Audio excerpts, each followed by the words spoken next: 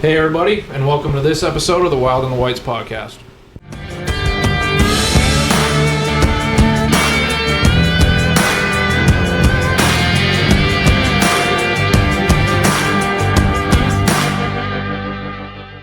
All right, we are back again with Mike Lafleur.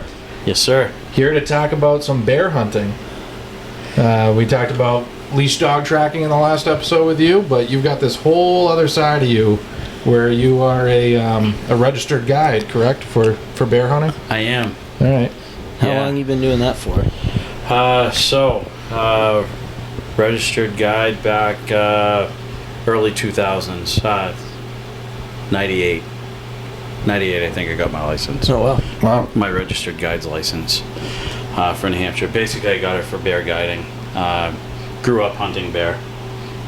Again, shot my first bear when I was 15. And then just wanted to branch out and do more of that, become a registered guide. Plan to, do it as a backup, full-time when I retire from the fire service. Okay. Yep. That's still up in the air whether that's going to happen or not. Is it still up in the air as to whether or not you can retire at this point? Yeah, I think that's the case. Yeah, might be too old to do it. But no, I have a good time with it. I love being a registered guide. I basically take a small group out every year. Okay. Bear hunting. Those guys are great. They originally hired me as a guide. Didn't know anything about me, and that first year of hunting with me, they've booked me every year since. Cool. So we have a great time together.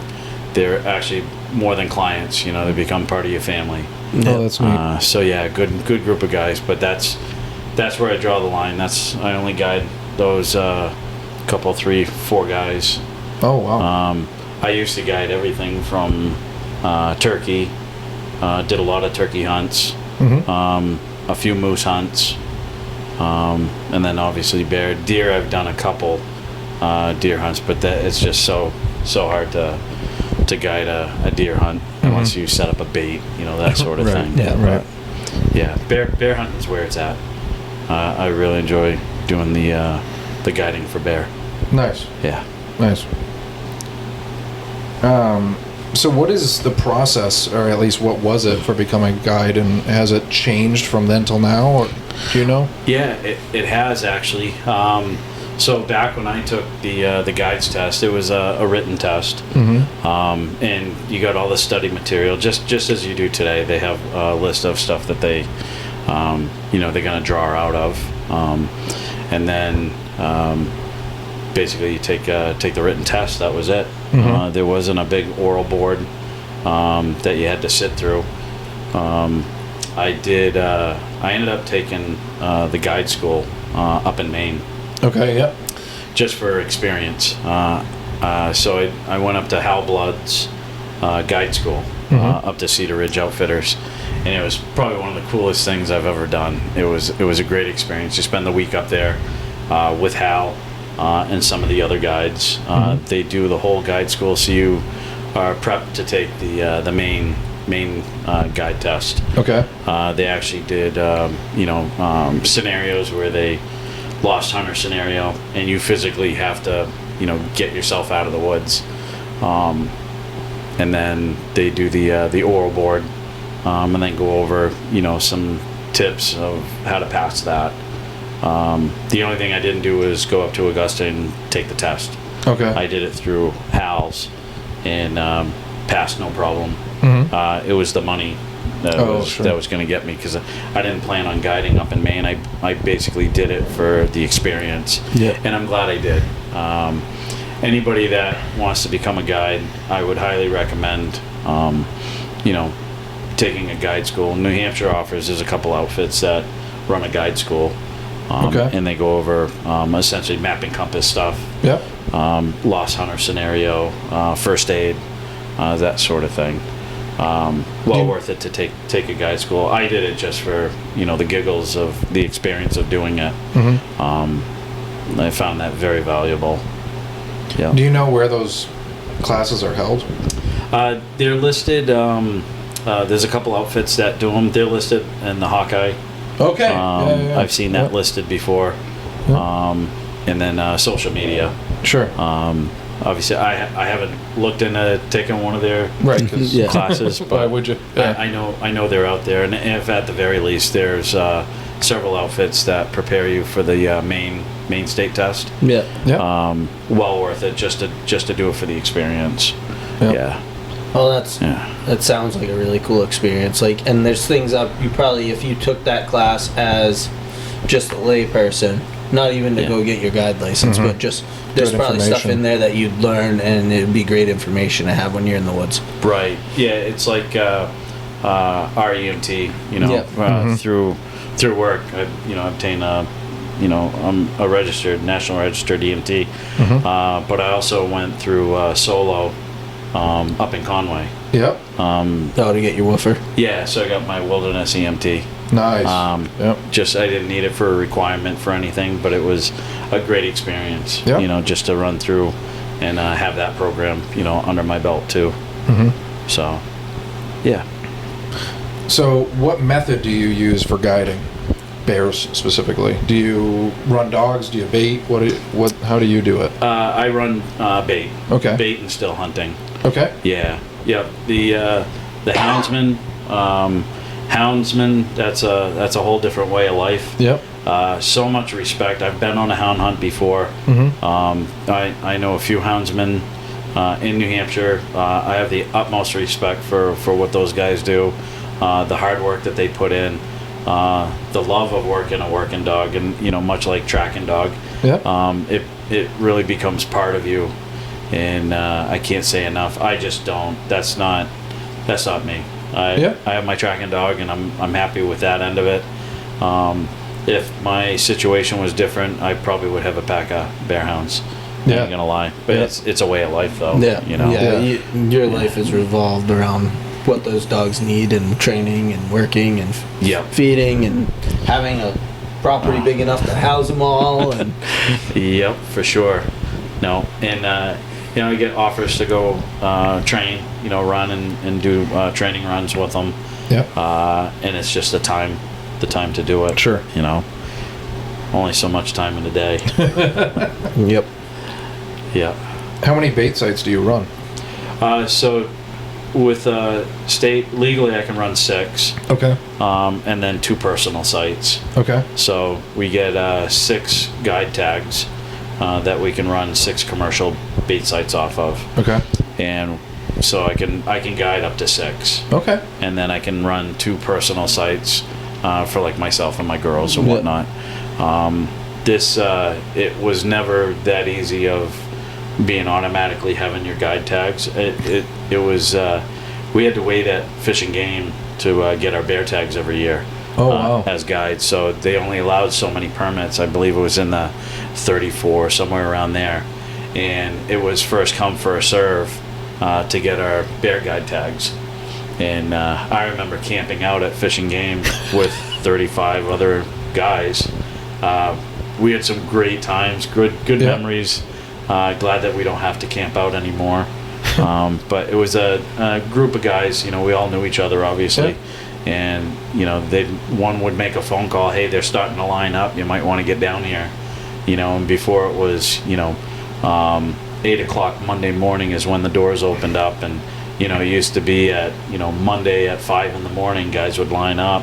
Wow. And as it progressed, year after year, now it was Sunday morning, guys were lining up, and we'd spend all day Sunday there, spend Sunday night camped out for Monday morning. Yep. It was a tailgate party is what it turned into. Fish and Game actually brought in some porta toilets for us, and it was quite the show. Yeah, man, we've got some. That sounds like a lot of fun. I'm not gonna lie. It actually, and the time of year was fine. We've got a lot of great memories from doing that, but now we're grandfathered in. The ones that have always gotten their tags are grandfathered in, and now it's a lottery system for the remainder, I believe. But I'm under Group A, old enough, I guess, and been doing it long enough that I'm grandfathered in, so I automatically get my tags. So I get 6 guide tags every year. Okay. Commercial sites are good. You can different parameters for those. I have a bait site, obviously, and a permit, for that bait site. Mm-hmm. And then the placarding is a little bit different for a guide than so when I do my personal site, it's only two sub-permittees on that site, whereas a commercial site, I just list my guide service as that permit. Okay. But if a bear is shot off that commercial site, I have to use one of my commercial tags. Okay. So Gotcha. even if my daughter shoots one off the commercial site, I have to use a commercial tag. Okay. So typically we don't run into that because we have our personal sites that we have them as sub-permittees on. Yep. But the baiting versus running hounds, I fully support hound hunting. Mm-hmm. If I could afford to go on a hound hunt, I would go on a hound hunt. I absolutely love it. It's a lot of fun. It is, and the amount of work that goes into it. People think, oh, you just let your dogs out and they tree a bear or you run a bear. Isn't as easy what people think, and likewise with the baiting. Right. People think you just toss donuts out and you get a bear, and that's not how it works. Right. Could it happen? Yeah, it can, but most of the time it doesn't. It does take a lot of work. It's a lot of hours in the woods. Yeah. Physically, it can beat you up too. Yeah. Lugging the barrels out, lugging the bait out. Yeah, you get some of these spots. You go far out in the national forest. It's all handwork. It's all backpacking. Yeah. Mm-hmm. We can't use anything motorized. You can't use a four-wheeler. You can't even use an e-bike. Nothing like that. Yeah. Even a battery-powered dump wagon. We had a friend that used to have a bait over by Tamworth area, and it was a state logging road, a gated road. That was state land, turns into national forest, and he could only go up so far on the state land. Once he hit national forest, he had to leave his dump cart there and then backpack everything up the rest of the way. So it's a challenge depending on where you find your spot to put the bait and that sort of thing. Yeah. So I've tried baiting in the last couple of years with a buddy of mine, and a lot of people say that, well, that's just got to be cheating. That's not even ethical. Yeah. So I'm curious because, I've had to come up with politically correct responses to that and try to, do that. How do you explain to people the, when people say like that, how could you bait? That's unethical. That's not real hunting. What's your response to somebody that has that attitude? Yeah, no, it's that's a good point. It's always, a tough one to. You're never going to please everybody. Right. They have a thought in their mind of, like hounds. Yeah, that's another one. That's Absolutely. a big one. And they people will fight against that, and then same with the bait. And the bait is not. You're hunting a food source. Mm-hmm. So with that, I say, we hunt an apple orchard. Yep. Right. So you don't need to have a permit to hunt over an apple orchard if we're still hunting. Mm-hmm. I'm not placing the bait there. I'm not placing the apples. Now, mind you, if you make an apple pile, that's different. then now that's considered baiting. But food plots, berry patches, you're hunting those food sources. When you run a bait, you're providing a bait source. You're providing a food source. A lot of times you're working harder than if you would, hunt a berry patch or a beech ridge. With a bait site, you have a little bit more opportunity to watch the bears. Mm-hmm. They're coming into a known food source, and typically they have their own trails coming in. You can know, you get a better idea of what bear's coming in and what's not. Mm-hmm. Sows and cubs, huge. So those are present. When you go out to hunt, you had a sow and cubs on your site, already. Where, it'd be very easily if you're hunting a beech ridge, maybe she's got the cubs, in a babysitting tree, mm-hmm. and she's just feeding. Yep. And now you just orphan 2 more cubs. Right. That's that has happened.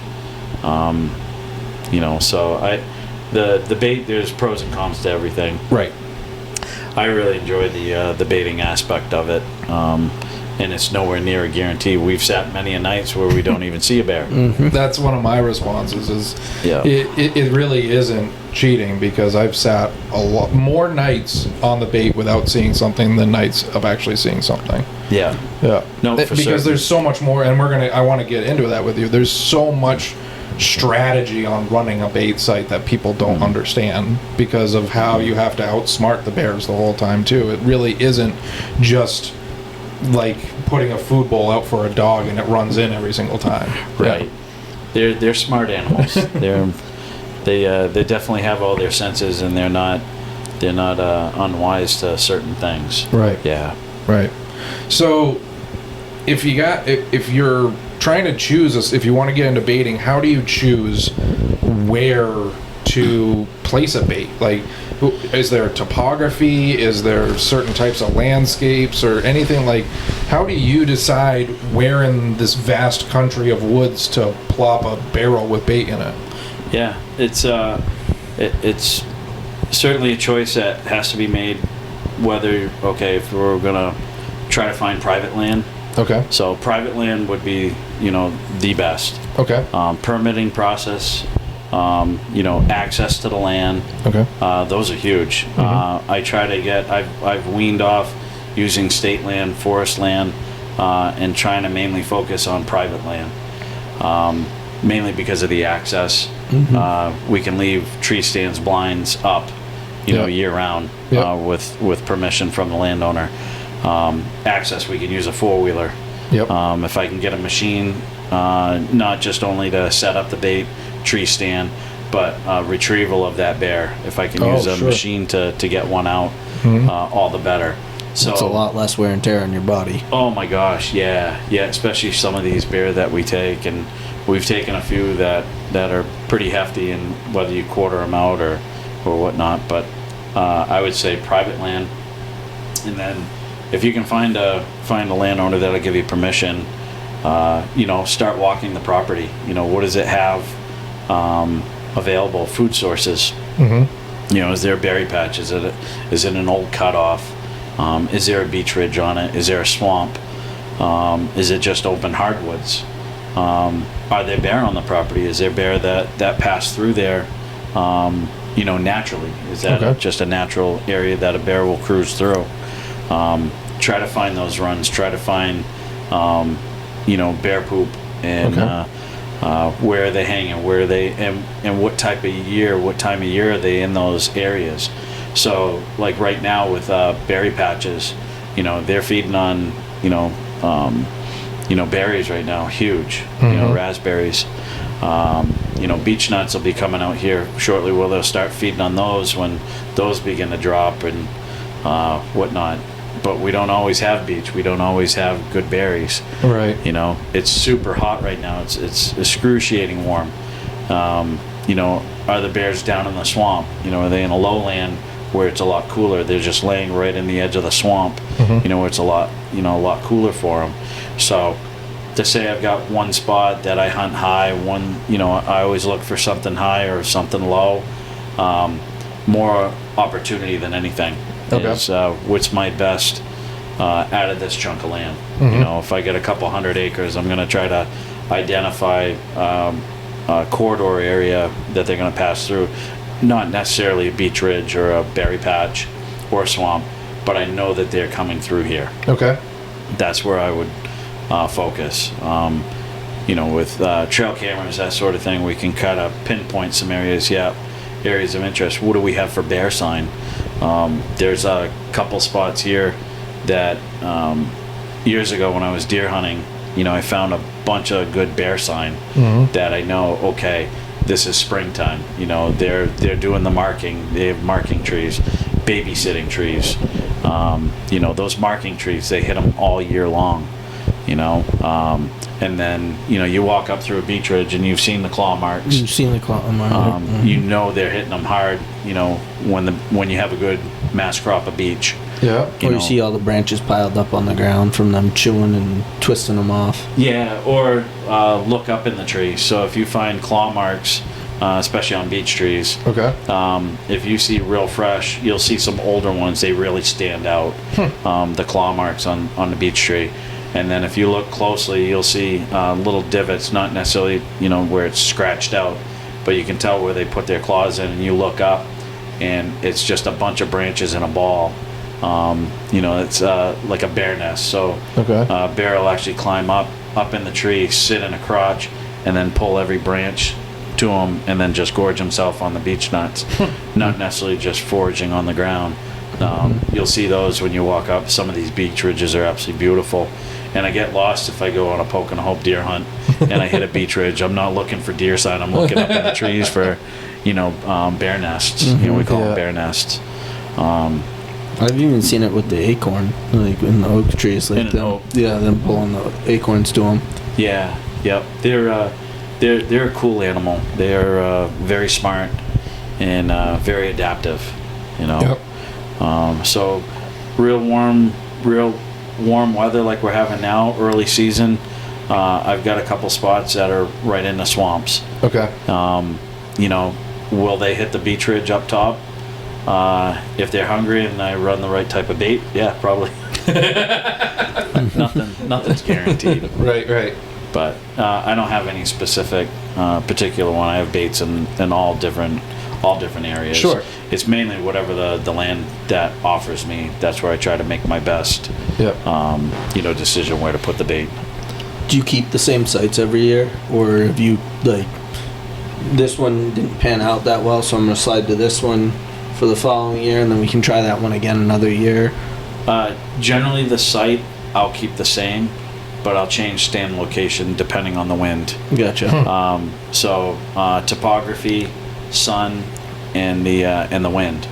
So typically we have a northwest wind here in New England. Mm-hmm. So, but depending on the topography, it may not be coming out of northwest. It may be coming, east, because it hits a mountain or a hillside and then comes back out at you. I've got a spot not far from here. I spent 3 days up on this hill, on this property, not hunting. Just I went up during the day, in the evening, right at dusk, when you would be bear hunting, and just on a northwest wind go up there and sit, and went within probably 300 yards, trying to find the best location, and then pick out, a good tree to set up in, and then, okay, where can I place my bait? I spent a lot of time, okay, now try to consider, okay, where's the sun? So on an overcast day, it really doesn't matter, but on a sunny day, I don't want to be looking into the sun. I want the sun at my back. So really scouting an area and try to include all those key points, topography. I'd rather be high rather than low. Okay. I want to be up high shooting down. Yep. And then with the thermals, as it gets cooler, of course, it's going to draw your thermals down. So do you put your bait directly down below you, or do you kick it off to the side? Sure. That's where, I've changed stand locations, kept the bait site the same. They're bears that have fed off your site, they'll come back the following year. Will it's they? like, oh Okay. yeah. I'll bet you bears are at some of my sites right now waiting for the barrels to grow donuts. That's interesting. They're gonna revisit them, all summer long. So a bear that you passed up, last year, if it didn't get taken, by hounds or a still hunter, and it made it through the winter, high probability that bear might be coming back, in that area. But Cool. you got to understand that bears have a huge home range, Okay. and they share food sources. So if it's a low food source year, not a lot of berries, not a lot of good mass crop, they'll travel if there's a good corn crop. Like that's why you'll see, a huge amount of bears, In the corn. because they'll share that food source, and they'll allow other bears to come into their core area, their home range, and they'll share that food source. And then as soon as that food source is over, they kick them out. Yep. Because that bear knows, well, my home range next year, my food source might be there, and if it's not, I can go to Jimmy's house. Okay. Yeah. But Jimmy's is good now, but Jimmy might be at my house next year. Sure. It's the dynamics of how the relationship bears have are very, very cool. Roughly, like, how big is a home range then? I want to say it's like 80 square miles if I'm correct. Holy if I cow. remember, it's a huge home range. That's wild. Yeah, that they can call their home. Yeah. For some reason, 80 sticks in my mind. Sure. So we Ben Killam, he runs the center over in Lyme. Yeah. And a wonderful thing that he does over there. And I've actually gone to a couple of his seminars, and a wonderful gentleman to talk to. And he's not against hunting. Yeah.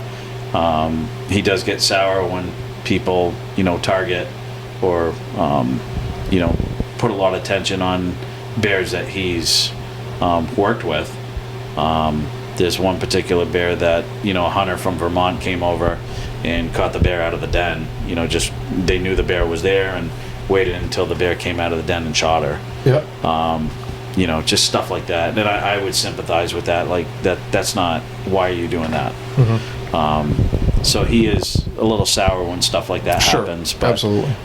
We've shot tag bears, not tag bears from the Killam Center, but from the state. Yeah. And, those are problem bears that have gotten in trouble, and, Fish and Game actually, they're happy that bear is harvested and it didn't create any more people conflict. Problem bear gets legally taken, legally harvested and got used versus, bear getting shot out of a chicken coop, Right. Right. That's always difficult when that happens. There's, livestock damage and that sort of thing. But there's things that people can do to help curb that, and out of the chicken coop, electric fence, and, there's certain things that they can do to help protect their livestock, from, a bear getting in them. Yep. Certain measures that they can at least try and not just shoot one just off the cuff. Yeah. Yeah. I actually, every year up at the station, we run Citizens Academy. Okay. And I actually brought, oh, come on, I'm blanking on the bear biologist for the state. Yeah, it was Andy. It was. Now it's, oh God, blanking on his name. But he came up and did a whole talk on that and how, and their abilities to, they'll rent out, the chicken wire, or they'll rent out like all these different things to try to get, electric fences is a big thing, trying to do that to try to mediate. Yeah, huge. Instead of trying to just kill the bear right off the bat and try to get it out there. So we've actually tracked a couple that were shot by a homeowner. Yeah. And then carried that track out with Fish and Game. Dan Bailey, that's his name. Dan Bailey. Yes. Yep. Yeah, we've actually done a few tracks for Fish and Game to see if we could, if it was a vital hit or. You sure? Yeah. That's interesting. Yeah. Yep. So back to baiting. Yep. So you get your location. You decide that this is where you're going to put your barrels. What do you recommend baiting with? And do you just use food? Do you use scents? How do you set up a bait site for once it's September 1st now, season's open, I'm going to go in, I'm going to bait. What do you recommend doing? Yep. So barrels, metal or plastic. Okay. I've got friends that have used a tire rim, put a piece of plywood over the top. Yep. With a rock. Yep. Try to keep the raccoons out. Okay. Anything substantial will lift it. But other than that, You gotta keep the raccoons out. That's the biggest pain in the butt. We feed a lot of them. Yeah. I actually got a cool raccoon story. We'll hit that after. But anything of that nature to hold the bait. And there's a gazillion methods and thoughts on how to do it. I got a 10-inch hole. Is it down low? Is it up high? Do you strap the barrel to the tree? Do you have the barrel laying against, just laying on the ground, tethered to a tree? There's pluses and minuses, and I've done, pretty much one of everything. Okay. And does one work better than the other? It really doesn't. Really? Okay. Yeah. The key is learning, your topography, figuring out your site. Setting up your stand location, be it ground blind or tree stand, and then to your bait site. Okay. I'm a big advocate of when I come into bait, I'm just going to bait. I have nothing to do with my tree stand, Okay. nothing to do with my ground blind. Okay. I totally avoid that. I actually have a separate trail that I make or that I walk Okay. away from the bait site, so I don't connect the two. Okay. So I never walk from the bait site to my tree stand. It's always out and around. Interesting. I always try to keep that separate. When I bait, I'm just in regular plain clothes. Normally I have a cutoff. I'm hot, I'm sweaty. I'm not trying to keep scent away. Okay. That's worked for me. Yeah. In the beginning, I used to wear a Tyvek suit with rubber boots, spray with dead down wind, wear rubber gloves. I did the whole 9 yards. You know, you got a drop of sweat coming off your nose, and you're trying not to make it drop on the ground because you know it's gonna smell. You know, and be super worried about it. Now I don't worry about it. Okay. I just, when I bait, I'm hot, sweaty, regular hiking boots going in. But then when I go to hunt, I be as scent free as possible. Okay. I always try to up my ante on the scent, being scent free. You'll never be 100% scent free. It's, you know, every little thing that you do to help you, you know, gain an edge, that's all it is. It's just Yeah. one little piece of the puzzle. And I'm big on pieces of the puzzle. You know, it's not just one thing that's going to ruin your hunt. It's, you know, everything tied together can ruin your hunt. Okay. Quiet, you know, being quiet. So I got off on a tangent, but Go for it. No. typically I bait with, you know, pastries. I used to collect Dunkin' Donuts. I had 7 Dunkin' Donuts I used to gather from. I got a tractor trailer body that I store all my bait in. Yeah. I've got a boatload of bait. I've got more barrels you can shake a stick at. And that's all I did. Now I end up purchasing most of my bait. Okay. A lot lighter stuff now because I'm hauling it in. I'm getting older. So lighter stuff, you know, dehydrated marshmallows, Okay. cereal, Yeah. that sort of thing. Scent sprays. There's you know, anise, you know, Yeah. bacon. There's all different, and you know, to say one works better than the other, it's, you know, it's depends on the bear, really. Okay. But place the bait there. Here's a really cool tip. Take an onion sack. Yeah. When you go to set up your bait September 1st, Yeah. we're gonna go bait. About 5 days prior to September 1st, maybe a little bit sooner, maybe a little bit not so long, depending on how hot it is and how the sun is. Yeah. I'll take an onion sack and I'll go to the seacoast. I'll grab some mackerel or lobster bait, Yeah. something that stinks really good. Yeah. I'll fill an onion sack, you know, probably 5-6 pounds of fish.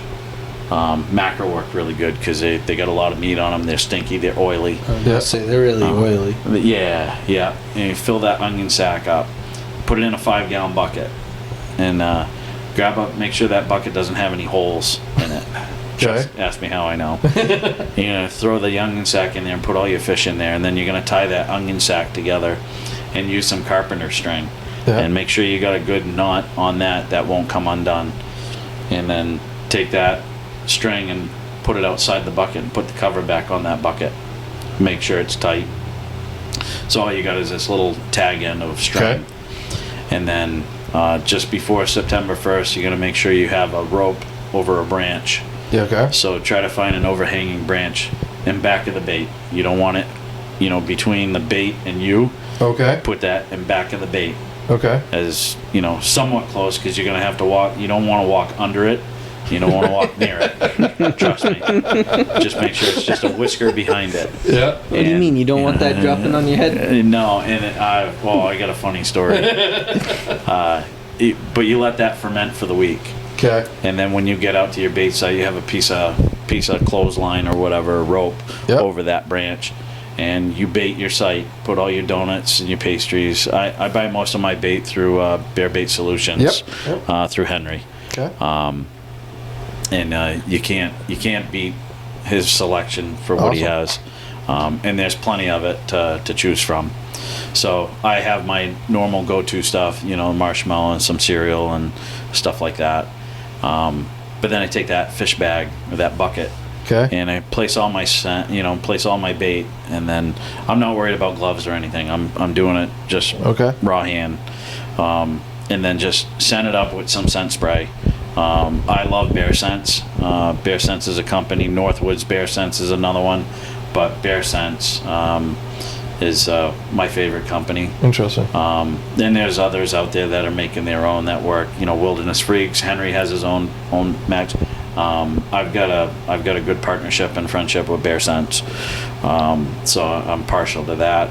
But all of that will work. Even vanilla extract, and some oil, and spray that around. Bacon grease, any of that stuff anything that you can add to it will help. Nothing will hurt. But that fish bucket, you make sure you're all done, and then that fish bucket is the last thing you do. You take a deep breath and you pop that cover. And as soon as you pull that cover, don't sneeze, don't take a breath. Well, you tie that tag in on your rope first, and then you pop the cover, and then you walk away, and you make sure where you pull that string is away from, that fish bag, and tie it off, and just raise that fish bag, and it's a bright, onion sack. You'll see that. Just raise it up so a bear can't get at it. Okay. It's out on a branch far enough that hopefully, a fisher can't get to it, raccoons can't get at it. A bear may get to it at some point, but so long as if the bear's on the site, then it don't matter. It's just a scent to get the bears there. Yeah. To give them a calling card for scent. Just tie that off and leave it, and that does two things. That fish bag will, one, obviously give you a good stink for a scent, to let the bears know that your site is there. But two, if you're smelling fish while you're hunting, the wind's perfect because it's going from the bait to you. Yep. So I've got a lot of guys, man, I puked all night long and I smelled rotten fish. I'm like, that's a good thing. Did you see bear? Oh yeah, no, we saw plenty of bear. Okay, now if you're not smelling the fish, you're not having a good hunt. Okay. So I'd rather smell that stinky fish, or you catch a whiff of it every once in a while. Yep. Plus, if they come in from the bait, from behind you, that's probably going to mask some of your scent. If you're sitting in the tree stand, that fish smell. If they're walking up from behind you, trying to be like something's off. Yep, absolutely, and that's why you want to be as scent free as you can. A lot of times, depending on the night, how I feel, I may bring in another scent spray, something that smells really good, like wild berry. Yep. And I'll spray that from my tree stand. I'll put it on, straight stream, and I'll hit a few times all the way around me, and that does two things. That covers my scent also. It gives me a cover scent, but it also, I smell that wild berry versus that fish bag. So that I do that quite a bit too. Get it all baited up and then get out of there. And then scent spray where you were. Now, during the season, once a bear is there, normally I'll put on a pair of gloves when I play with the bait. Okay. But that first time around, typically, it takes a day or two for a bear to come in. Yep. But I say that, but I've had spots where I've had baits for years, and I've had bears on the bait within a half an hour from leaving. It's like, there's no rhyme or reason to it. They know. Dinner bell rang. They were waiting for it. The donut trees finally dropped. Yep. Exactly. Yep.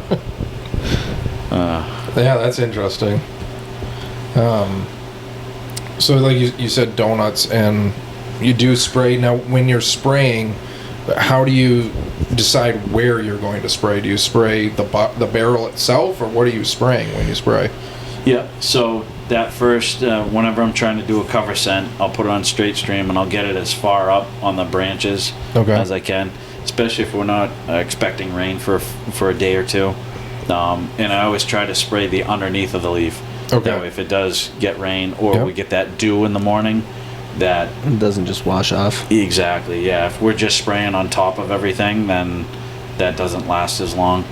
And then I'll spray around the barrel where I've touched. And wherever I step, I'll hit a couple pumps of spray with that. Yep. Just to help, get them acclimated. Okay, this is what we got. Sure. You know. And then, so when you do that initial bait, how heavy do you bait? Like, because typically we're using like 50 to 65 gallon drums. Do you fill that sucker all the way up? Yeah. You do? Okay. Yep. And if I have ATV access, I'll actually fill up 3 or 4 drums worth of bait.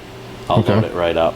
Yep. I've got a few spots that I can get the ATV to, and I got four drums tied together. Wow. Okay. Yep. And load them right up, because depending on the site, we feed a lot of raccoons. Sure. Yeah. Yeah. Do you block your bait off at all so the raccoons can't get in? Or do you just leave the barrels open and let it be what it'll be? Let it be. Yeah. Really? Yeah.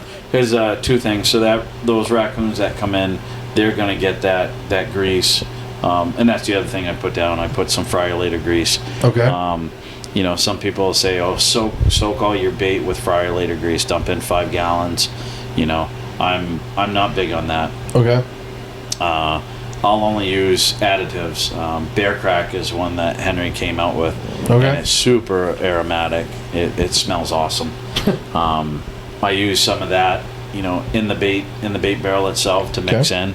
It's a powder, and it just adds flavoring to the bait, to the marshmallow. It's like Kool-Aid packet, you know, in the marshmallows or popcorn or whatever. Yeah. We use popcorn too. So you give them a little something. You add too much grease. The grease I put down at the bottom of the barrel. Okay. So when they step in it, it's on their pads, and then when they walk away, they leave a scent trail. Okay. I'll take some of that grease and I'll you know, spread it on some of the known bear trails. Okay. You know, right from the bait. That year after year they run these trails. Okay, I'm gonna spray a little bit on some of the branches, so when they walk by, it gets on their fur. Yep. But I don't necessarily feed them grease. I don't want them getting a sore tummy. Sure. They eat some of that grease. It's kind of like them feeding in the corn. Then they get the corn poops. Yep. You know, same with my bait site. I want them to be comfortable. I want them to eat what I got and not have a sore tummy and not want to come back afterwards either. Okay.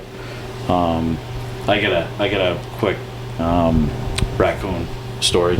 Go for it. So we're up in this is up in the White Mountains, one of my personal spot, and if I hadn't seen it, I would tell somebody that they're totally telling a lie. Had a batch of raccoons. I don't know what they call a pack of raccoons. I'm not. I don't know what they are. It was a handful of family raccoons, I guess. We go. And one of them was a big male, and he was just a huge boar. Yeah. And he's munching, and they're all, and I don't block anything off. I just let them feed. And this barrel happened to be strapped against a tree, so they were able to get up next to the hole, and they're feeding. And then there was this one big male, and he's just eating what's off the ground. And here comes a bear. And there's 4 or 5 raccoons at the bait, and here comes this bear, and he's, you know, an average, you know, 2.5, 3-year-old bear. He's at 130 pound, you know, we call them lumpy bears, you know, buck 30 bear. Good average bear, you know, trophy for anybody. That reminds me of something. I want to ask. He come walking around, and now he starts going up to the bait. Well, this boar raccoon gets up on its hind legs and kind of puffs up. And I'm like, are you kidding me? Like, this is really happening? Like, this bear could just, you know, swat him and be done. And that raccoon swatted that bear on the nose. I kid you not. That was the funniest thing. I wish I had camera rolling on it. And he swatted the bear right across the snout, and that bear cowered to that raccoon. Wow. He put his head down, he turned around, and he walked off the bait. He waited until they finished, and then he came in. Wow. Yeah. You see, a male raccoon swat a bear. I just totally... So it makes me wonder how tough these raccoons are. Right. Yeah. You know, Seriously. I don't want to mess with them. Yeah. Yeah. Question. So, and this is kind of related to baiting, but more just bears in general. So, I know growing up as a kid right here in town, the average bear was supposedly around 200 pounds or so. We've seen a huge decline in the weight of the average bear in New Hampshire because of overpopulation, is my assumption, right? And that 200-pound bear, was that live weight or was that fully dressed? Live weight. So now you take that 200-pound bear and we dress it. Mm-hmm. We get accustomed to dressing our bears, weighing our animals dressed. Where like in like Maine, for example, you go up to Maine camp, they'll say their average 180, 200-pound bear, but that's live weight. Okay. So you're looking at 130, 140-pound bear, dressed.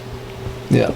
So you take the live weight. It sounds more impressive. Yeah. The weight is the weight, whether you, what sounds more impressive, Mm-hmm. it's, but you change that over to deer and like I shot a 200-pound buck. Well, that's a big. that's pretty significant. Yeah. It's the, 200-pound, you've got a 200-pound buck clean dressed, nobody will, like my daughter's bear last year, that was just over 400 pounds clean dressed. Yeah. That's just a massive bear, but we always call them, dressed weight. Okay. So buck 30, buck 40 bear, there's that couple 3-year-old bear, that's, that's your average bear, they're perfect. Yeah. And there's they've done a great job with managing the bear population.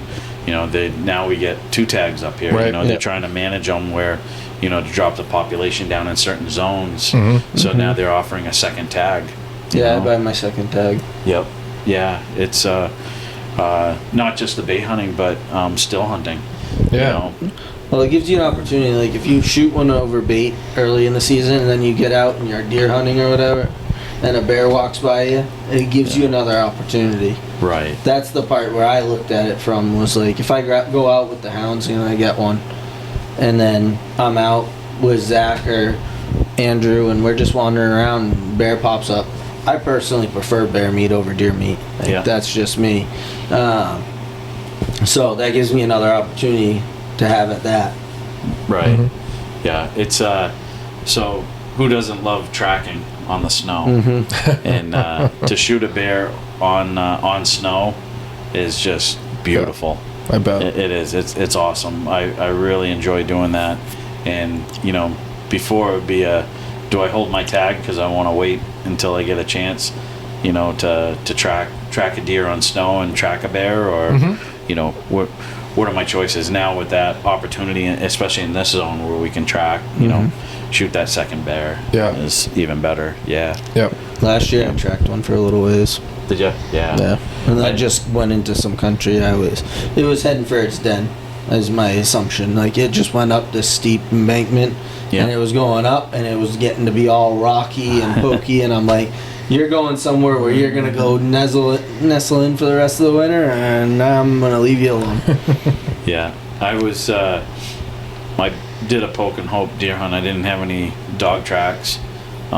We had snow on the ground, so that really our calls for deer tracking kind of drop when you get snow on the ground, because if you can't track your own deer on snow, then I don't know what I'm going to do for you. The only caveat, and I laugh at that when people call, well, there's snow on the ground, how come they're needing a dog? Well, a lot of times it snowed over the track or on the track. Yeah. So yeah, you'll see photos of us, leash dog tracking with snow on the ground. Well, chances are the deer was shot the night before and it snowed on top of it. Sure. People just don't understand that.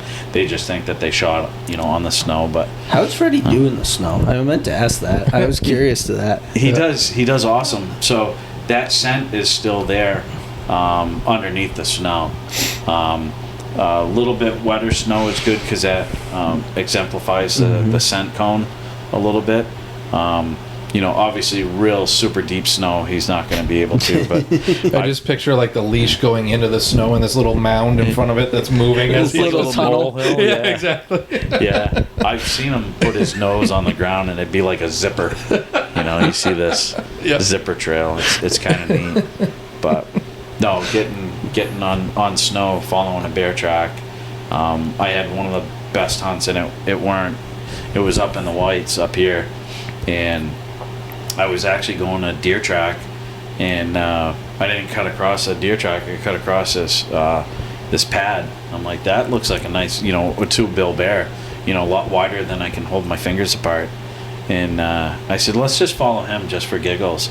And I got up to off on the side of the mountain there, and he brought me into some marking trees. It was a red pine grove, and it was just all marking trees.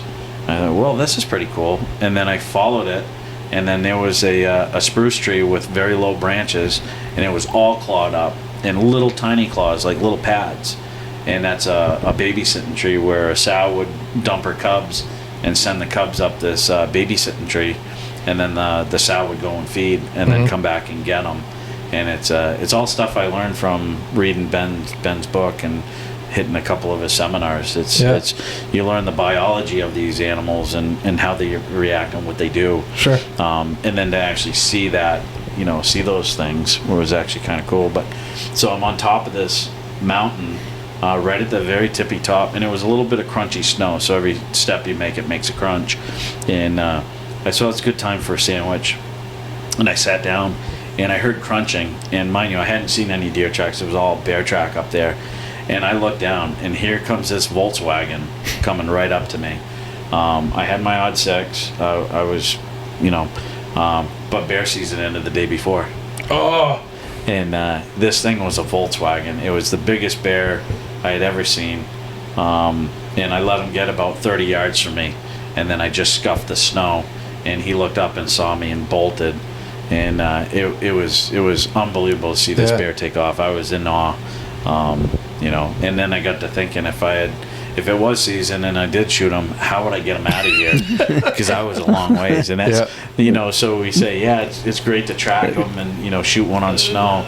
But then I'd much rather pull one out of my bait site. Where you know the distance. I know the distance. I know the trail, and well, most they of the time, they're awful to drag out of the woods. There's nothing. If you don't have a jet sled, they are the worst thing to drag out of the woods. They drag like a penguin. They do. So true. Yeah, they're like a jelly. You grab a pad, and they don't drag well. You got to put them in a sled, or we've done the old pole. Tie the pads together on the pole, and 2 of us carry, and that never works out the way you think it will. No, it looks like a great idea. Yeah, until you try it. And you get frustrated, but yeah.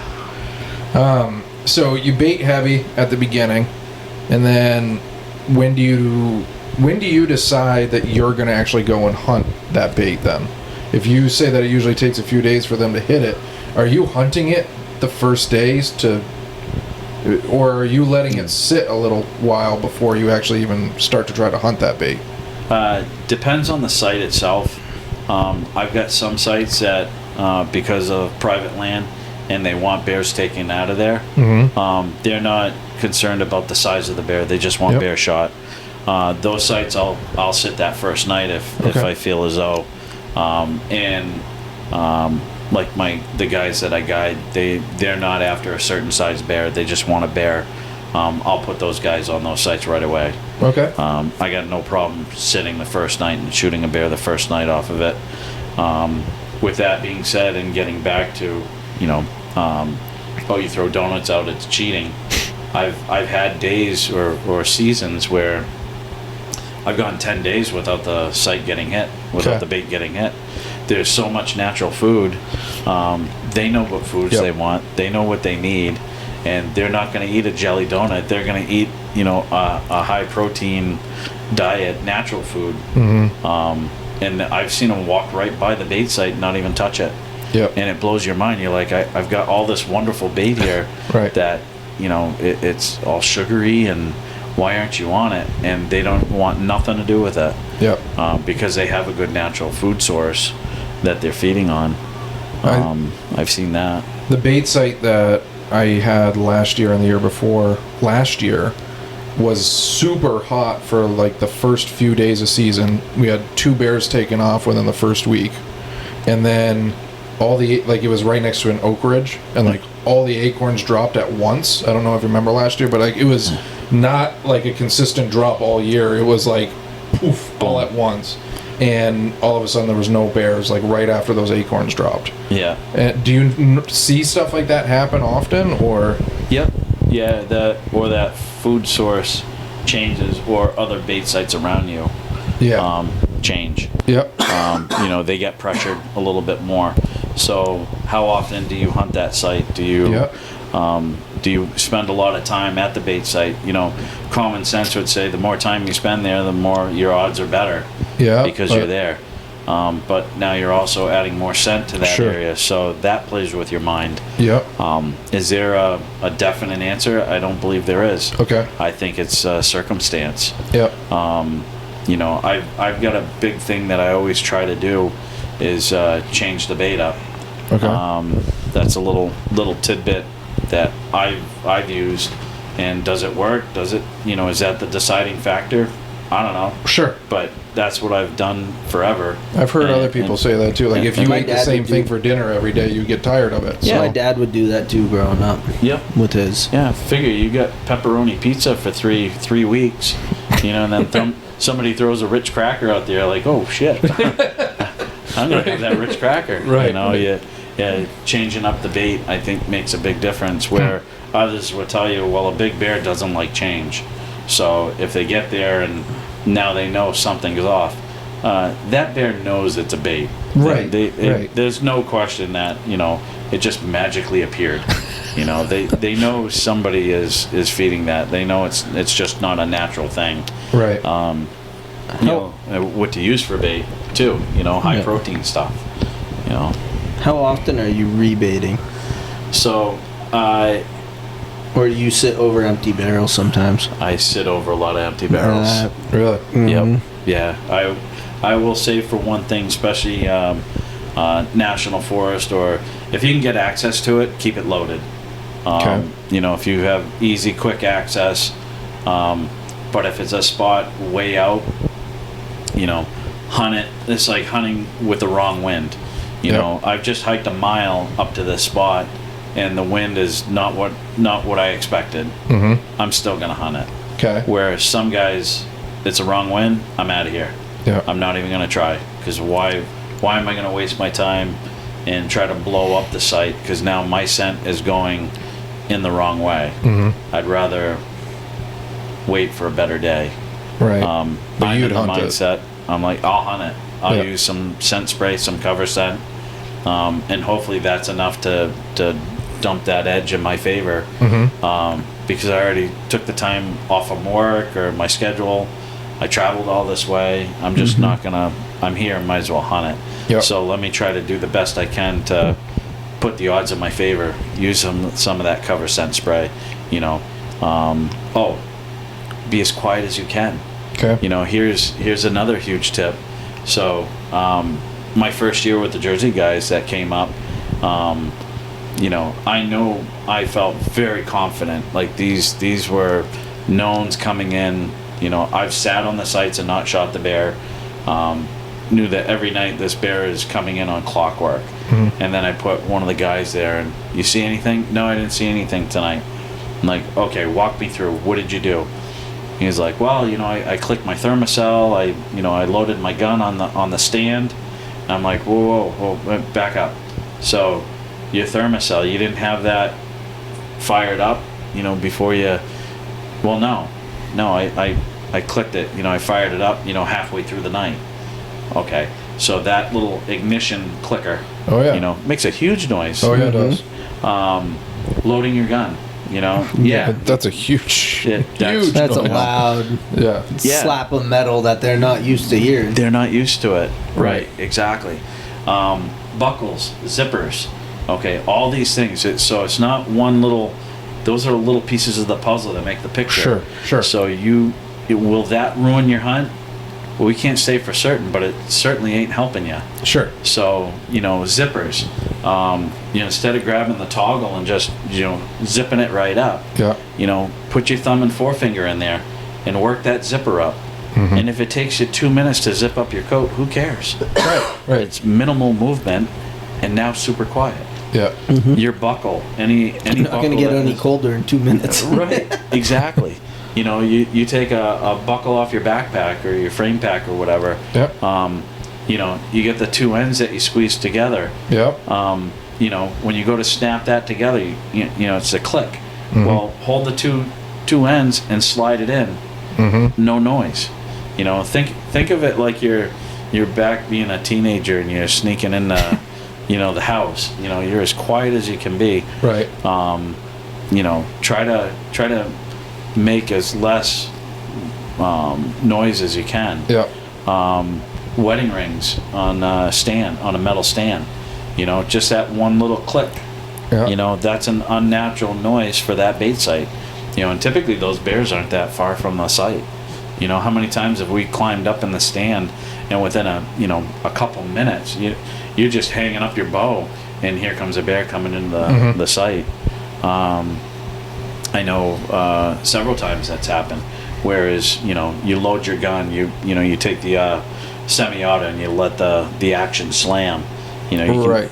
They're not used to that. They're used to some of the smells and human smell of being there. You'll never get that away. Even with Tyvek suits, and I've tried it. You can't fool a nose. If the wind's blowing the right way, it don't matter what you smell. You could be smoking a cigarette, burping and farting, it don't matter. The wind, and they're not smelling it. But if the wind is wrong, then okay, what's the little piece of puzzle that I'm going to try to put in my favor? Well, I'm going to take out my bottle of scent spray, and I'm going to take a couple puffs, if the wind's being wrong, and hopefully that's enough to carry it through. Yep. Yeah, some little tips and tricks. Yeah. After one of your hunters takes a shot, they get the bear down. Is there anything you found that helps preserve the meat or make it any easier to handle process, other than just cooling it down quick? Yeah, you really got to cool them down quick. You got to get the guts out of them. You got to field dress them as soon as you can. I got no problem field dressing right at the site. Yeah. I run several sites, so typically, depending if it's private land, then we'll put the bear in a jet sled. Get them out of there. Yeah. And then field dress them away from the site. Okay. Tag them, get them out of there. As much. Without disturbing anything, especially if they just drop right at the site and it's easy in, easy out. I'd rather do that, and chances are the next night you can go in and kill another bear. Okay. If it's a site that I don't plan on hunting anymore, I'll field dress it right there. Okay. I field dressed it, and then bears, a dominant bear will finish the guts anyways. They'll eat them, and then null and void. You don't have to worry about it. But then I've also seen where guts have, deterred smaller bears from coming back in. Okay. So, field dress them as best as you can, as fast as you can. Then get them in a cooler. Okay. And if you have the opportunity, if it's a substantial bear, take the hide off of them right away. Okay. Get them skunned, get them quartered, get them in a cooler. Is going to be your best bet. Okay. Yeah.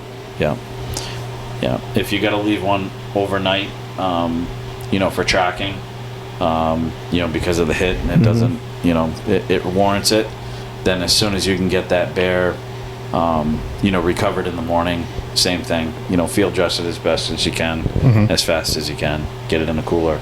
Yeah. Do you stuff them with ice? I typically don't, because we're not far from a cooler. Okay. We're fortunate enough where I got access to a walk-in cooler, 24 hours a day. Oh wow. Yeah. Nice. So, yeah, the gentleman knows we're around, and he's got several dogs, and the dogs know the truck. They don't even bark anymore when we pull wow, up. yeah. Yeah. It's super nice. Yeah. No, it's good to have a connection like that. Yeah. For sure. Yeah. Just one quick question about the bait site. Do you have like a minimum distance that you try to keep the blind or the stand away from the actual barrel? Yep. So, depending on what we plan on hunting with, if we're going to be strictly just firearm, further away the better. Okay. Yep. I've got one spot. It's in the White Mountains up here, and that's 50 yards. Okay.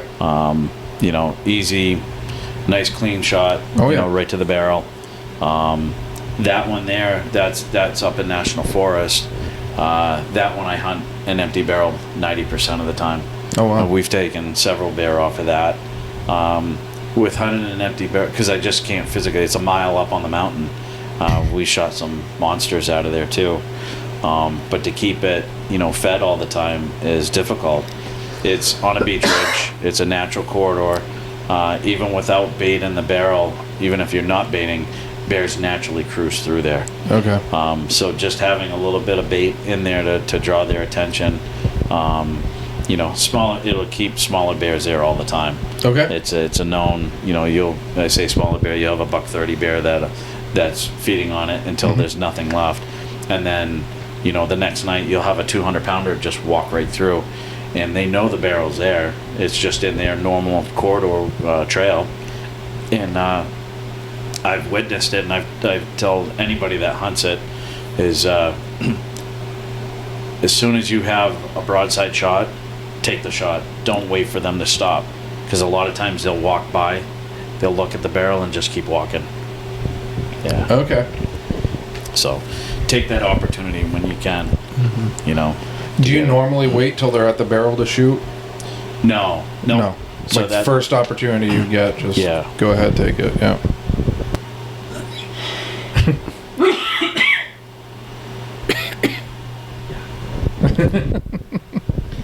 No, as soon as you can get that opportunity for a clear shot, don't wait for that perfect opportunity. Okay. If the perfect opportunity is in back of the barrel, take the shot. Okay. All right.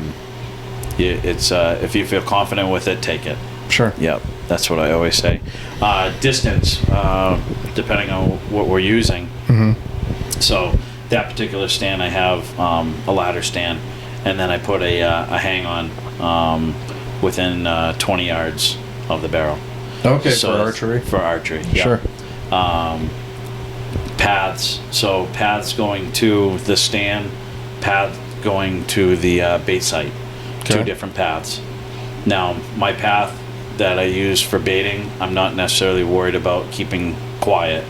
I'll break branches, and you'll place enough bait, you make your own trail. You don't have to clean that up. You're gonna stomp everything down. But my hunting trail is going to going to the stands. I actually rake out. So I actually got a little leaf rake, and I'll rake all the leaves and branches. I'll rake a path right to the tree stand. Yep. Now from the stand to the barrel, I leave that wide open. I don't touch anything. I never walk from the stand to the barrel.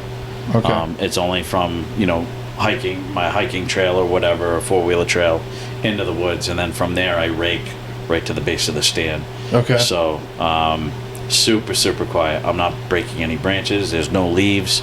I'm actually walking toe heel to get into that stand. Gotcha. That particular stand, I had the wind was perfect. I got to my ladder stand, and then from my ladder stand I had a rake trail going to the hang-on stand. I was bow hunting that night. There was a 130-pound bear on the site, and I'm like, well, let's see how close I didn't care about bumping them, because that wasn't the one I was after. So, and it was early enough. It was like 4:30 in the afternoon. Yeah. So if I bumped them, it didn't matter. So I toe heel all the way up. I get to the base of my stand. I'm less than 20 yards from this bear, and he's just feeding on the barrel. I had just baited it the day before.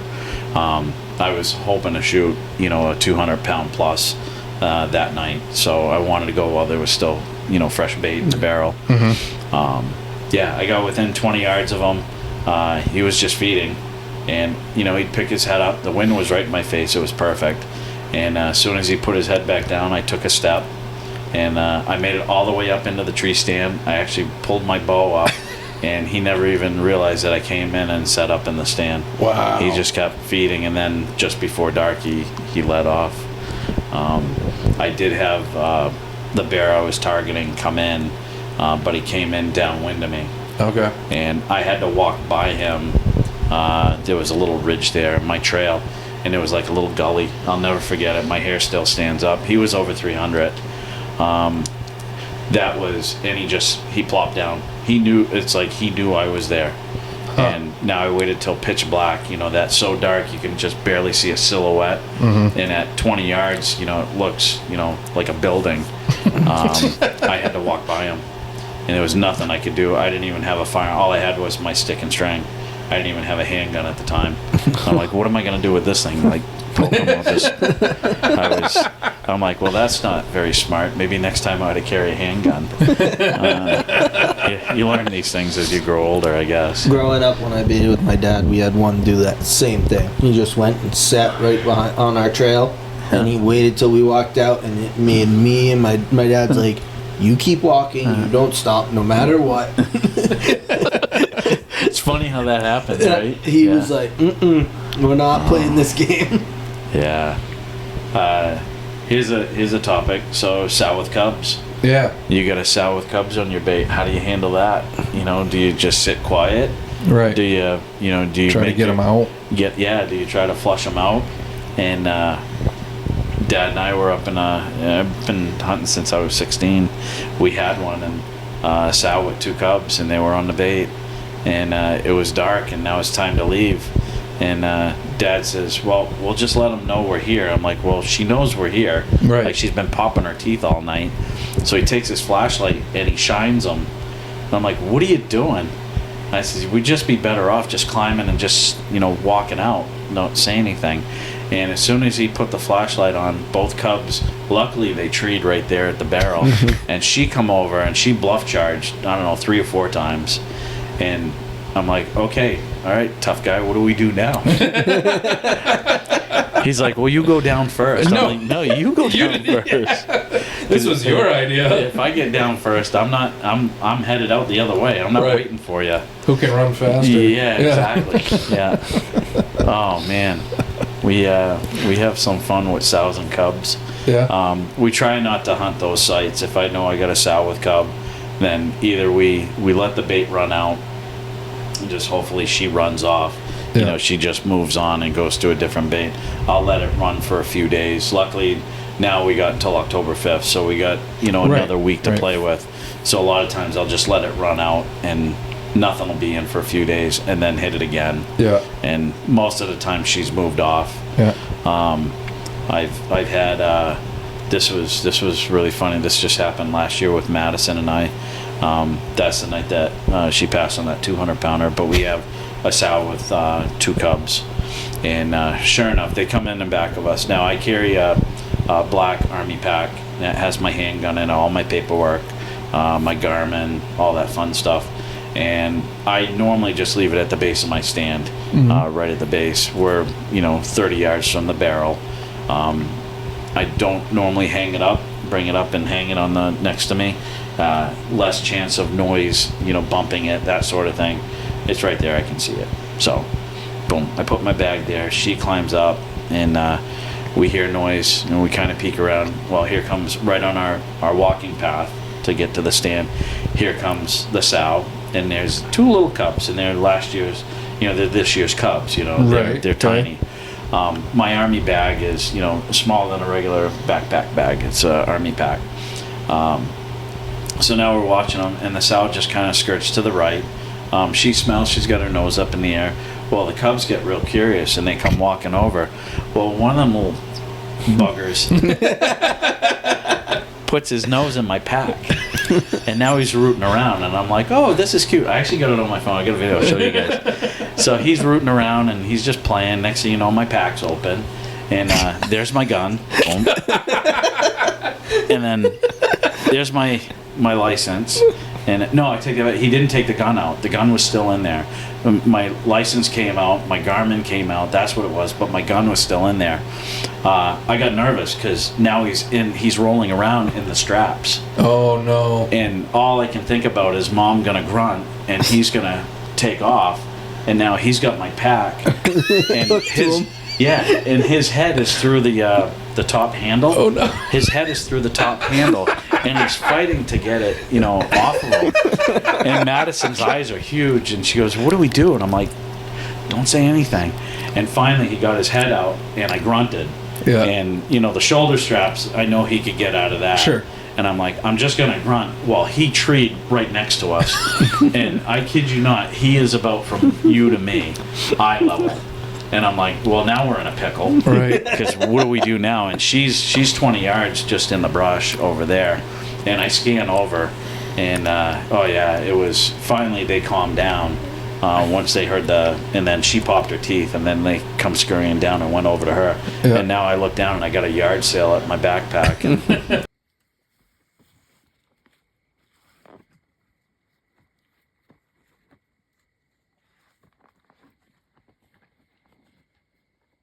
it was, holy smokes, that could have went south. How big of Imagine- a sow was it? She was like $130. Okay, Yeah, she so was. she could have gone up a tree or something too if she needed to. Yeah. Oh yeah, she could have. This could have been really bad. Never want to get in between, the two of them. I got no issues if they're a sow and a cub, walking by her. Bluff charging is not, get your hair up, but Right. it's not an attack. The more you can give them space, let them be. If they're on a bait, I'm as quiet as I can to get out, and I wait extra dark. Hopefully you try to wait until they feed off Sure. before you even move. But sometimes you've got no choice, where you just gotta do something. I'm not Right. spending all night in the tree. Right. Not camping out. Yeah. Yeah. It's climb down as best as you can. Most of the time she'll pop her teeth, grunt, gulp, something like that, and then they'll tree right next to the bait. Yeah. Which is fine, because she's not going to go too far from them. Mm-hmm. But it's when they come over and climb right next to you.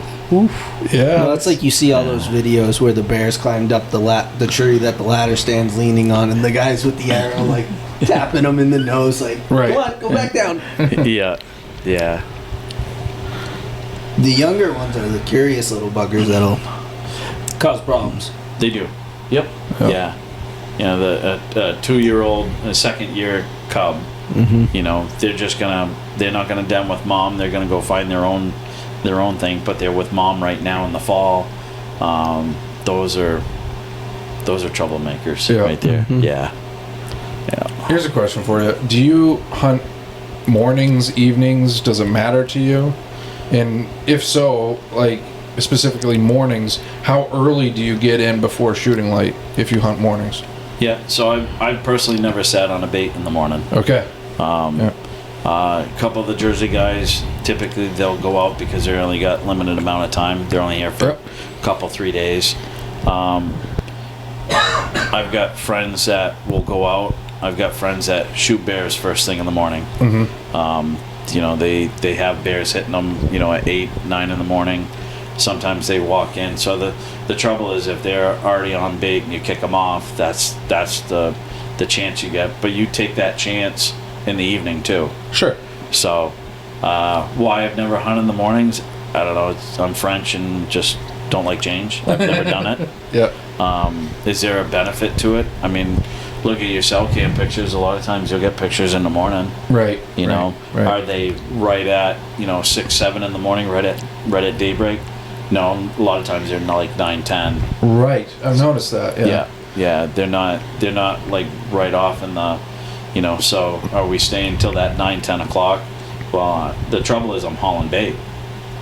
Yeah. So Sure. So for me to take a morning hunt, just isn't convenient. Something would really have to tell me, hey, you need to come here in the morning. My odds are better in the evening after I've baited all day, and now we're gonna go sit. Sure. I guess that's the main reason why I don't hunt morning, is because I'm too busy hauling bait and or tracking or that sort of thing. Yeah. No, I'm curious. A brief story. So I had a really uncomfortable moment one morning because it was my first season ever bear baiting, bear hunting or anything. So I'm thinking deer hunting, where you get in like 2 hours before daylight and you get in there and you're nice and comfortable. So I'm walking up to the bait and I hear like this little movement off to my left, and so I shine my flashlight, and there was probably like an 80-90 pound bear standing 25 yards away from me, and I'm like, all right, well that's okay, that's fine, I don't care. And we'll come to find out, as I'm sneaking up onto the site, the reason why he was out there is because the really big one was sitting at my barrel. Okay. And now it's 2 hours before I can shoot anything, and I have to somehow get up in the tree, wait this out without this very experienced bear figuring out what's going on. And this was a stand we were hunting rifle, but it was our first setup we'd ever done. So our stand was about 20 yards away from the barrel. So That's tight. and I've never been, well, actually, I had one other experience after dark with a bear before, and Paul was with me for that one. So I was also having flashbacks to another uncomfortable moment, but I haven't ever had any luck in the morning either, really. And ever since then, I've never approached the barrel when it's not shooting light. Yeah. Because if I'm walking up on it and there's something there, I want to be able to legally take action on it. So I was just curious if you had too. So that makes me feel a little bit better about hunting. Growing up, I never did morning sits on the bait. It was always afternoon sits. Yeah. Afternoon into the evening. Which makes a good point too. Bait in the morning and get out there. Yeah. And if you walk in and you can, it's legal shooting light and there's one on the bait. So that's another point of when you're setting up your site, you want to be able to come in and be able to see your site long before you get to where you want to shoot. You know, if you have that opportunity, even with the topography, you know, if you're coming around the side hill and you know your bait's right there, your stand's over there, if you can see your bait, you know, from a distance and make a shot with a firearm, then that's even better. Yeah. Perfect. Yeah. Yep. You want to hear the other story? The first, since we commented, it's a good one. It's a real good one. So this was the first deer I had ever shot in my life. Okay, it was an archery shot, and it was a little bit far back, and so it didn't bleed very much. So we backed out, and I called a dog tracker, and it was Frank Chase from down in Francistown, something like that. Yep. And he came up, and Paul was with me. I was supposed to be at work. We'll just put that there. But he came out, and we did the whole rigmarole, and Red Dog ended up finding it. And the only problem was, it was interesting because when we were on the track, the dog kept wanting to go a certain direction, but then kept on like backing up and then like skirting around and trying to find a different way to get down in there. Okay. And when finally the dog went, it like looped back onto like the original track that it wanted to go down into this gully, and then finally was able to beeline right down and got right on the deer. Well, there was a bear on it, and that's why the bear was dragging it away from us. Yes. Oh, okay, gotcha. Yeah, and so that's why the dog was getting apprehensive, was going down there. I guess Frank said that it's had bad experiences with bears in the past, so it's got a little, it doesn't like to go after the bears as much. So, so we ended up, we literally chased the bear off of it. So I'm in there, this is my first time ever gutting a deer, and you can hear... It was half done for you. It was, which was very kind of the bear, because the bear did not want to leave. No. No, did not want to leave the entire time we're there, we're like basically talking to it like a puppy dog. And Red's barking like crazy. No, they left. They left us. They left us. Oh, Yeah. wow. It was just him and I. Yeah. Oh, boy. Yep. And so we're dealing with it, and you can just hear the sticks cracking and the heavy breathing as Walking it's circling around us. Yeah. And we're literally talking to it like you do a dog. Like, oh, yeah, no, just 1 second. We're going to get you your food. You can come back. You know, we're like just trying to convince it to not come around. We were in, so to put it in example of where we were, we're on a steep bank, and it's a pine thicket. It's all softwoods. You couldn't see from here to the other side of that door. Oh, man. No. Yeah. And we know down the hill from us is a house and then the main road. Okay. Because of how it went. So we're like, all right, well, we're not going back up deeper into the woods where the trucks are. Right. We'll walk up the main road and go up and get the trucks. Yes. Like, we go down. But the whole time, he's just doing a U around us. Yep. Yeah. Back and forth. Yeah. Oh. Then finally we get it got it out. We're starting to drag it, and I think we even were like, "Okay, it's all yours now. You can have the gut pile, no problem." We're making some distance. Let's get out of here. Yeah, we boogied down we that definitely hillside. did. We were like, nope, we're out of here. Yeah, it was like a probably 90, 100-pound doe, and we were very happy that's all that it was, because that thing went sailing down that hill. But yeah. That the predator damage the bears eating on deer is not that uncommon. Yep. And off of bait sites, we've actually had bears eat other bears on bait sites. Yeah. So if Wow. we shoot if there's a dominant bear on the bait site, Yep. and somebody shoots a sub bear, Yep. that dominant bear will actually eat the sub. Wow. Yeah. So the only time we haven't run into it is where you shoot the dominant bear, because the sub won't even go next to the dominant bear. Interesting. So there's a dominance spectrum, Sure. there.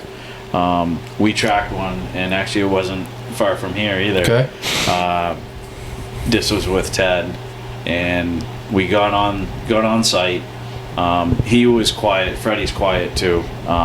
He'll only open up. He'll only bark if the animal's still alive. Okay. So if we put it up or the animal's still alive, Freddie will open up. Well, Ted was the same way. Okay. So here we are. We finally get the line out. We had figured out which way this bear went. There were several trails going out, and there were several bears hitting this site. And there wasn't much wound scent to get started. Once we got off the core area, finally he picked up the trail, and it was very similar. You go like this, you can't see your hand. Mm-hmm. And it was super cool that night. It was cold. You could see your breath. Yep. We had all of a sudden Ted starts barking like crazy, and I'm like, well, this ain't good. But the sign was telling me that it was a dead bear. Okay.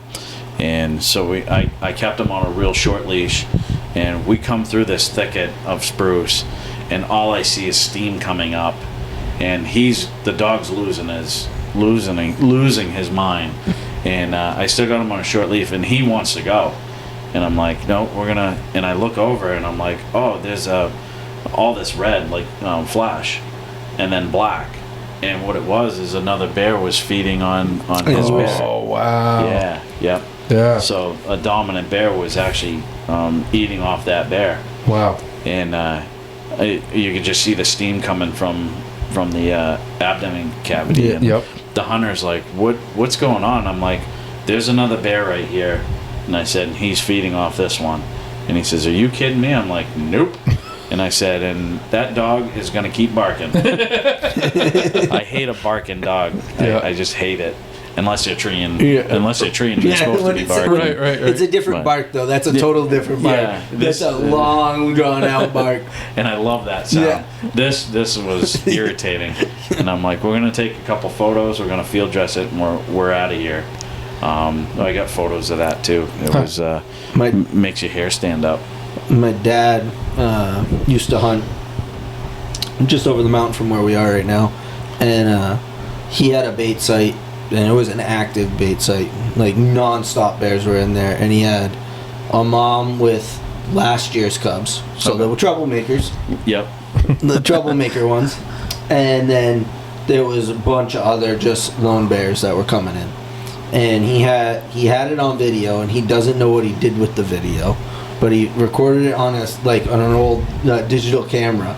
Okay. He had the dominant bear came in, and that sow beat the crap out of that dominant bear right on the bait site, right in front of him, and he had it all on film. He goes, it was the craziest thing to watch, and that dominant bear was the one he was after that year. Okay. But he was like, I'm not even gonna take the shot right now because of everything going on. He said it was just way more enjoyable to watch everything happen. The troublemakers just kept feeding the whole time. They didn't care. Yeah. Mom's over there beating the crap out of this big. So that year he took a 320 pounder off of that site, dress, and that was the one that got the crap beat out of it. Wow. It was Yeah. impressive, he said. Goes to show you how convincing that female can be when she wants nothing to do with. Yep. Yeah. Wow. Yeah. I'd love to see that video. I wish he would find it, but he had zero clue. This was, I was in elementary school when he got that film. Yeah. So, that's years ago. Long gone probably at this point. Yeah. Anything that you can think of that you haven't already talked about for like tips for anybody that's going to be getting into bear hunting for the first time or something like that you would think that you've learned with all your experience that's just not a common sense thing to someone first starting out? Yeah, scent control. One, finding the spot. That's that's going to be your key. You got to have a good area and good access. Yep. You know, making sure all your ducks in a row with the paperwork. Yeah. You know, that's always. Yep. I've had a permit sent back and needed to be more descriptive. It definitely happens. Yeah. Yep. You know, a lot of people don't think of it. Have a butcher lined up Yep. right away, or a cooler. At least a cooler you can get it to. Registration stations now. You know, some of the butcher shops like Doug down at the Brookline Cutting Barn. He registers bears right there. Yep. That's huge. You Sure. know? So the biggest thing is get that bear cooled down when you do get one. Have your you know, your tracking equipment ready. You know, be ready to Yeah. take that track. Yeah. You know, practice with your firearms and your bow. You know, good access, good scent control. You know, here's a good topic. Where do you aim on a bear? Yeah, that is a great one. Let's. We didn't touch upon, you know, anatomy of the bear and Right. where do you aim on the bear? Do you have that mentality of, you know, I'm gonna tuck it in behind that shoulder, you know, like you would a deer? You know, you look at the anatomy of the bear, and you know the lungs go way further back than you think on a Okay. bear. You know, there's people out there that'll tell you put it right behind the ear and touch off. Yeah. You know, do that headshot. Yeah. And I've seen people try to take that headshot, and then bad things happen. Yeah. You know, Yep. I've tracked bears like that, and it's not never, the outcome is never good. Yeah. You know. Now, do you find that bears have a bigger... I'm thinking of a very specific scenario that happened when a friend of mine tried to take that headshot, and it seemed like it went low. The bear was actually almost standing up on the barrel. Yep. Okay, and so it was with its back facing my friend, and he tried to take a shot right at the back of the head, and I think it dropped down below the neck almost into like this no man's land chest zone. So he like went straight out the brisket, I think. Yep. And it bled like a stuck pig, but then all of a sudden nothing. And that bear, like, we went for a couple miles, and like we had blood for like a good amount of it, but it was little bits. Like he wasn't losing blood to be dying from it. Right. And then all of a sudden just nothing. Dried right up. Yeah. Yep. And that blood, it was bright red. Oh yeah. Bright red muscle blood. Absolutely. Yeah. Yep. Yep. So you take into account of the you know, the position of the shot, you know, and then okay, what's the possibility if that's where it hit? Yeah.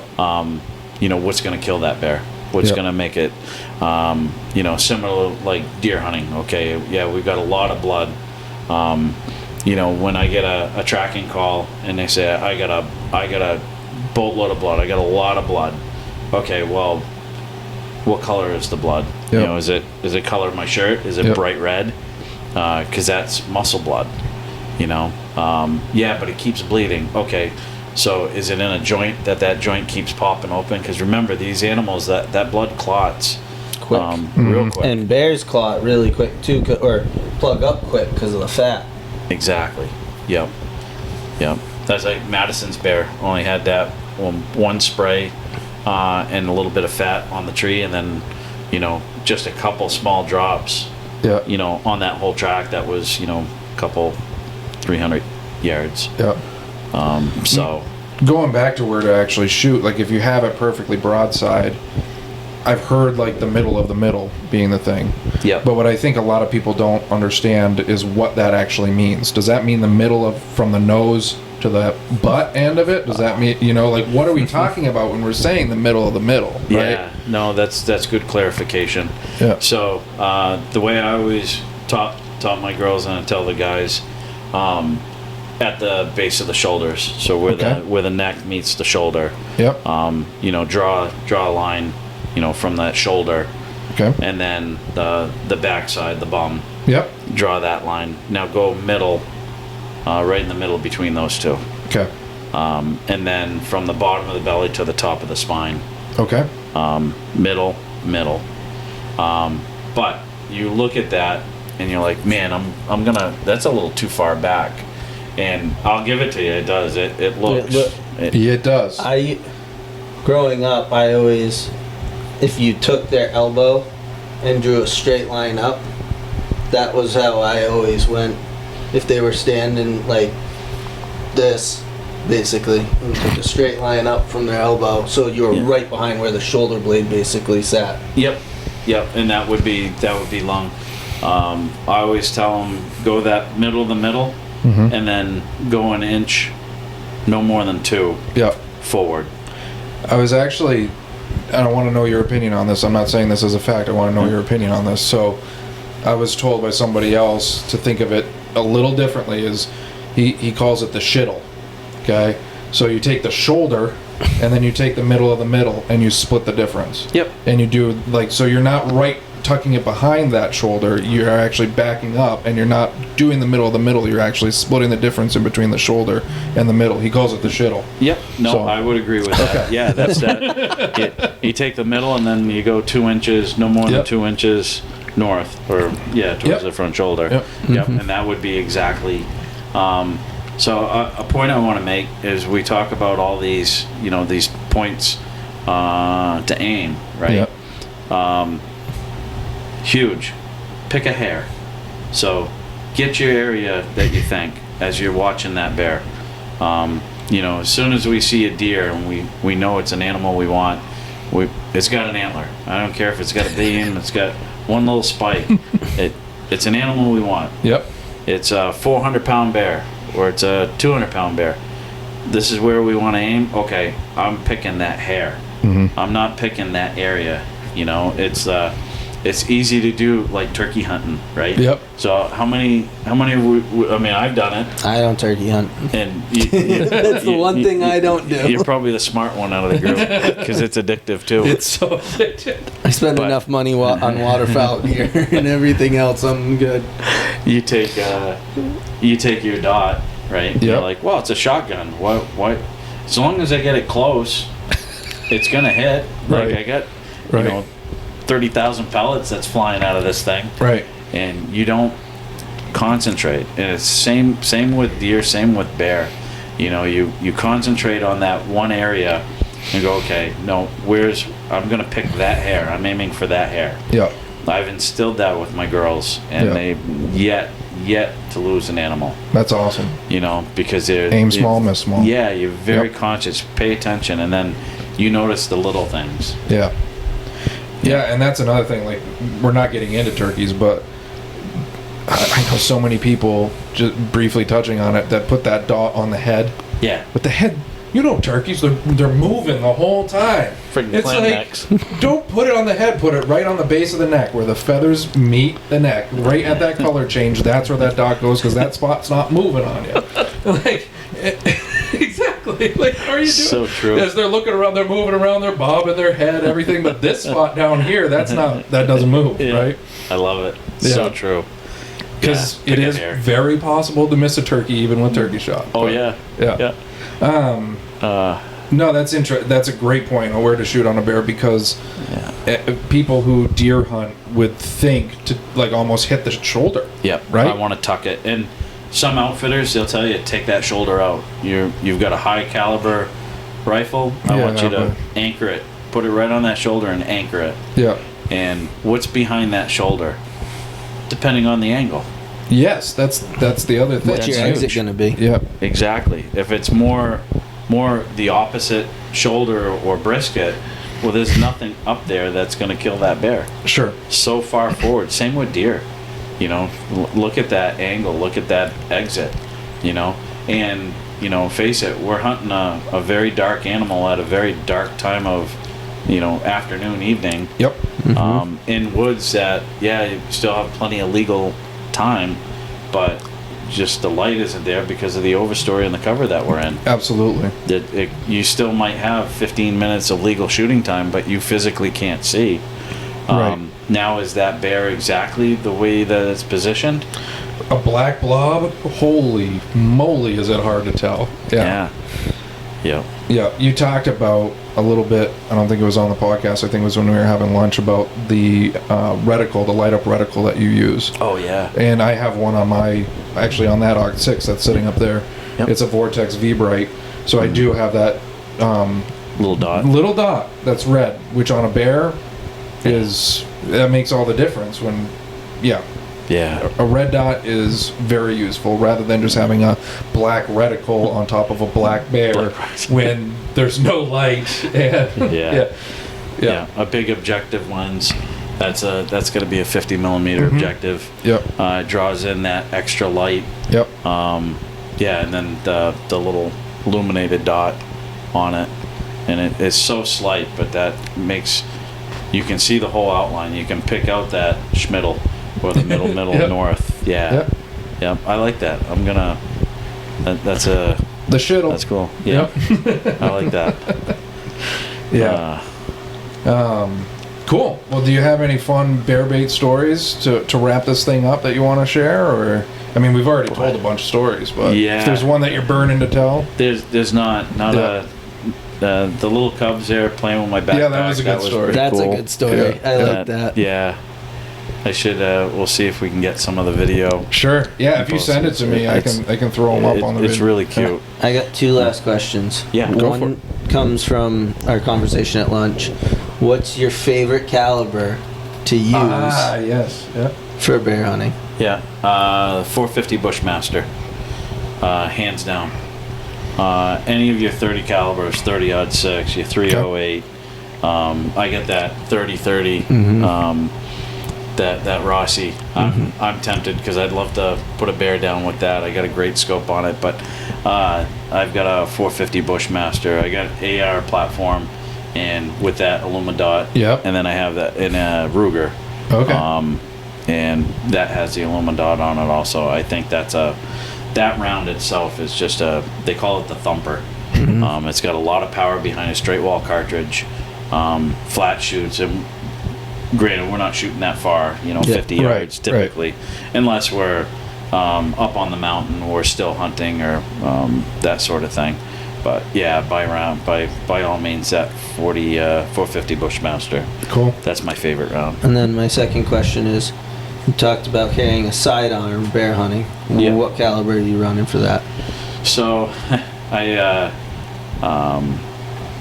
454 Casull is what I carry when I'm tracking for bear. For bear and moose, I'm carrying that. I've got a Ruger Alaskan. It's a little stubby. Yep. I know exactly what you're talking about. 44 mag. A lot of people carry that. When they're in the bear woods. Definitely not a 9mm. No. I use a 9mm to dispatch deer. Okay. That's typically what I carry is a 9mm. But when I'm doing bear, it's the Casull. I like that a lot better. Coming from someone that has shot a bear with a 357 mag, I would not recommend it to anyone else. Yeah. No, this has a lot of punch to it. Yeah. Yeah. What's your opinion on a 10mm? The ballistics are there too. It's got a lot of punch. Yeah. I'm just I'm partial to the Casull that I have, but I think a 10 would do the job for sure. Yep. It's the ballistics are there for it. Okay. Heavy enough bullet. Yep. And when it all comes down to shot placement. Yes, absolutely. You